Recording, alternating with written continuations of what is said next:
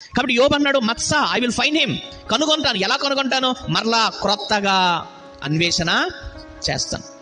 మన వేదన బాధలలో మనం మొత్తానికి దేవుడికి దూరం అయిపోవడం కాదు. మన శ్రమల యందు, ఇబ్బందుల యందు, తీవ్రతరమైన సంక్షోభాల యందు మనము దేవునికి దూరం అయిపోవడం కాదు. మనము ఆ శ్రమల మధ్యన మరలా దేవునిని నూతనముగా ఏం చేయాలండి? డిస్కవర్ చేయాలి కదా. డిస్కవర్ అంటే ఏంటి కదా? మరుగై ఉన్నదాన్ని తిరిగి మరలా కనుగొనటం, ఒక నూతనమైన రీతిలో దాన్ని కనుగొనటం. ఇంకా చాలా అర్థాలు ఉన్నాయంటే ఎన్కౌంటర్, దేవుని ఎదుర్కోవాలి. ఆయన ఏ మార్గంలో వెళ్తున్నాడో, ఆయన ఏ మార్గంలో వెళ్తున్నాడో, నా మార్గాలు ఆయన మార్గాలు వేరైపోతున్నాయేమో, నేను ఆయన ఎదుర్కోలేకపోతున్నానేమో, ఎన్కౌంటర్ చేయలేకపోతున్నానేమో దేవునికి నేను ఎదురుపడలేకపోతున్నాను, దేవుడు నా కొరకు వస్తున్న మార్గంలో నేను ఉండలేకపోతున్నాను, డీవియేట్ అయిపోతున్నానేమో. కాబట్టి దేవుడు నాకు ఎదురొచ్చే మార్గానికి నేను వెళ్ళాలి. కాబట్టి నేను ఆ మార్గాన్ని డిస్కవర్ చేయాలి, దేవుణ్ణి ఎదుర్కోవాలి.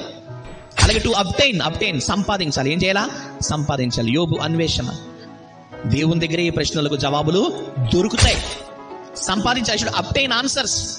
చాలా ప్రశ్నలు ఉంటాయి, దేవా ఎక్కడున్నావు, నిన్ను ఎక్కడ కనుగొందును? మన ప్రశ్నలకు, మన యొక్క తెలియని విషయాలకు జవాబులు ఎక్కడ దొరుకుతాయండి?